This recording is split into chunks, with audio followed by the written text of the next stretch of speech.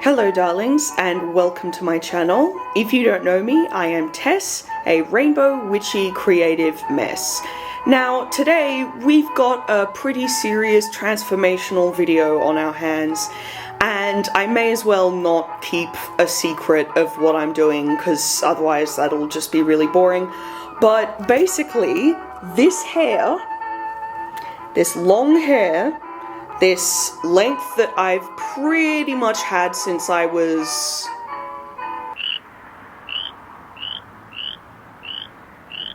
maybe 15 years old, 15.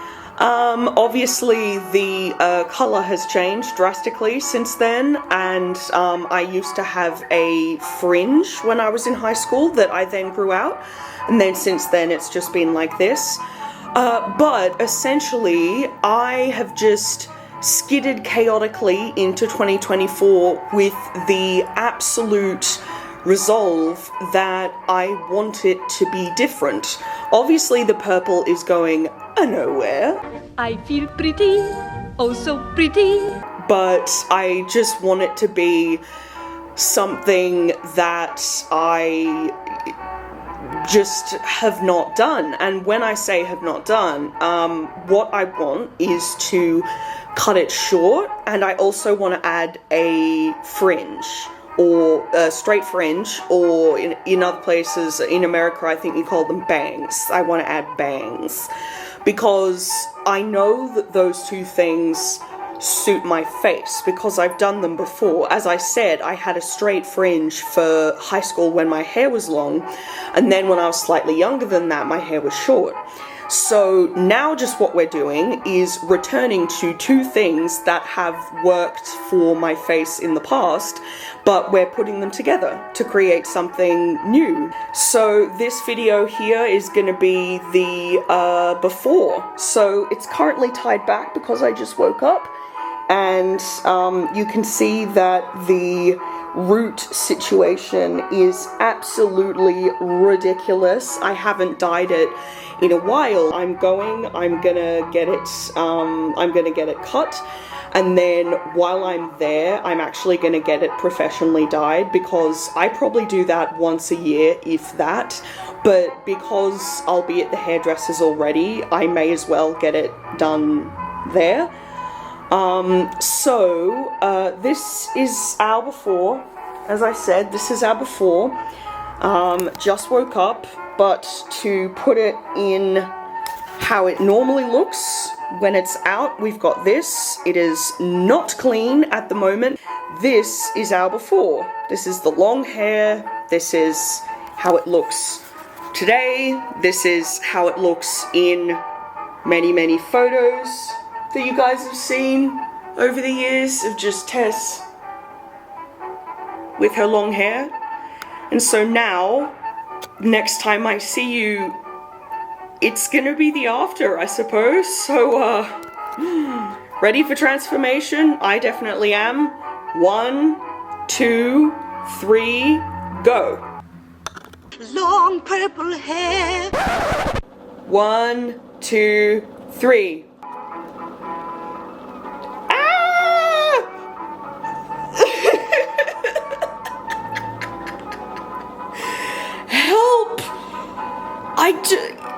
Fasten your seatbelts.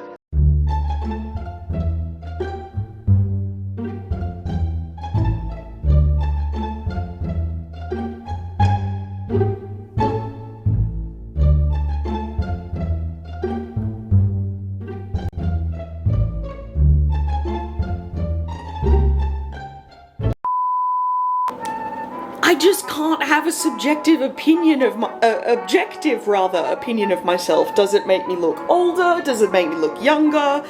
Obviously the dye looks better. It's no longer fucking disgusting roots grown in, but like, what do you guys think?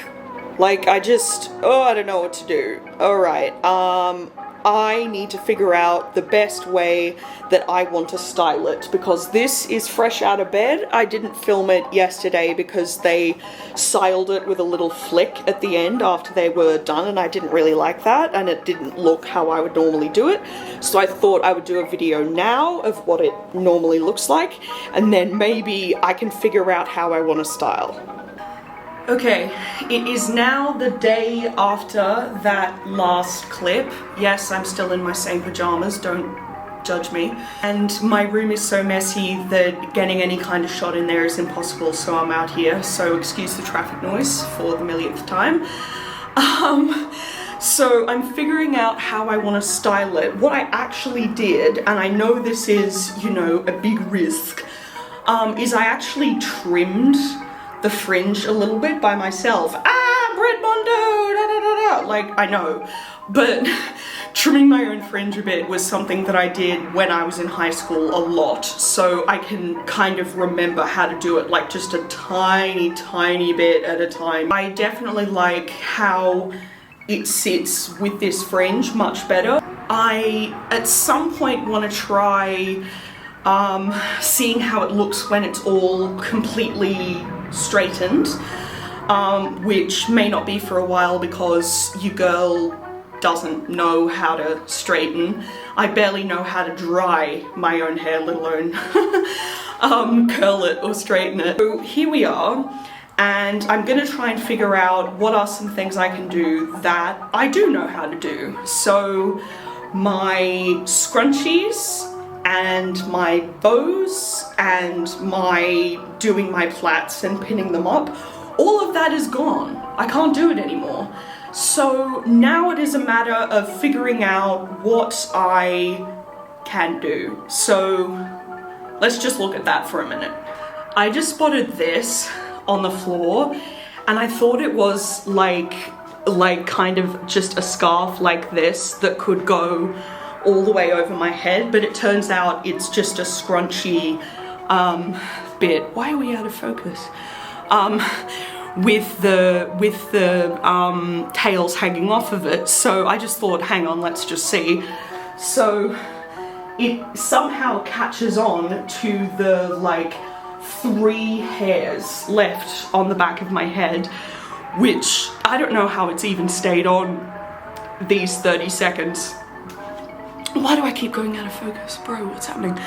And you can also tell that if I sweep back that part, it kind of gives the hair a completely different look. Like, it almost shows what it would look like if I had the fringe and cut it even shorter, like kind of the flapper, like I was gonna do. Like, I don't know about that. I just had a very good idea, or perhaps a very bad one. What if I kind of knotted and snipped this thing to see if I can get it to become loose. Let this off. Let's see how this goes. Y'all, it worked! I've got lots of flower garlands, but only a few things that are in your face colourful. So you can see the crinkle here. Basically, this length was just tied like that to the scrunchies. Yeah, I think my head's a bit too big. I'm sure I can do, there is something that I will be able to do with this fabric, and I'm very excited.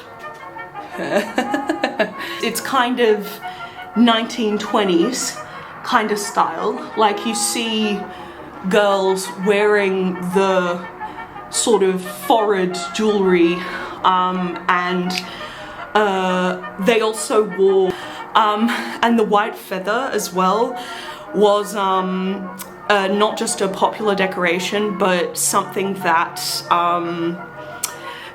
girls wore in England to be presented to the king and queen. They had these ridiculous like white feathers on. You can see it in Bridgerton and also in Downton Abbey when Rose gets presented. So this looks a bit strange because the fringe is under it, but I've actually got my hair at a 1920s length now. So even when my hair is long. I could not braid it until I was 19, and that's just a regular braid, so no fancy braiding.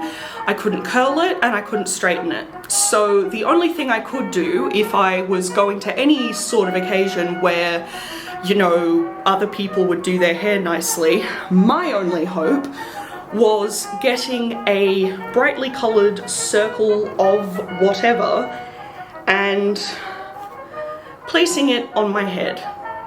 That's all I could do. So now, thank God, I can still do that, even with short hair. So here's this one. I believe it is from a market. This one is from Louise, which unfortunately is a fast fashion-y brand. But this was quite a few years ago, maybe even 10 years ago, before I started kind of researching and knowing the stuff about fast fashion, and I've kept it all these years. I haven't thrown it away, so it might be made fast fashion, but I am making it slow because it's not going anywhere, I guess. And now, also from Louise, but because I am a crafter and I've worked with fake flowers before, my rule when it comes to flower crowns and pins for that matter is I only buy it if I absolutely cannot make it. And I cannot make, personally I've made flower crowns, but I cannot make one quite this complicated because it's shades of purple. It goes in my hair very nicely, so, ooh, there we go. Okay, so now we've got some head bands rather than garlands. So this is also from Louise, and I wore it to my graduation. Again, like a 1920s kind of rose gold thing. Alright, another one that indeed I bought because I cannot make anything like this. It is embroidered, it is sequiny, it is very, very fancy. I can't do that. Interesting shape. Kind of brings the hair up a little bit, makes my skull look taller. I don't know whether that's a good or bad thing, but... oh, hell to the no. Oh no. Kind of a headband version of the scarf that I was talking about before. And now we have hats.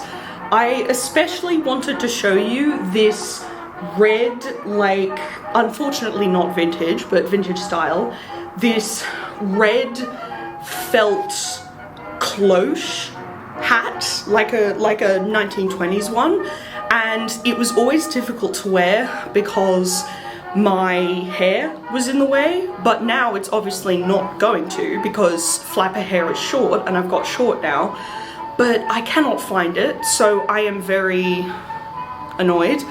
So we have my classic black witch's hat. Purple witch hat. Ooh. And here is a hat that I often completely forget about but love, which is this.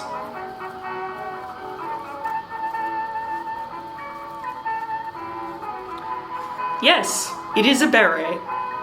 There are many ways that you can wear a beret, so let's just go through them. You can wear a beret like, I believe Quentin Tarantino wore his hat like this for a while. Like that? Maybe. The Hans way. Am I going to be able to do this properly? That's what we're going to find out.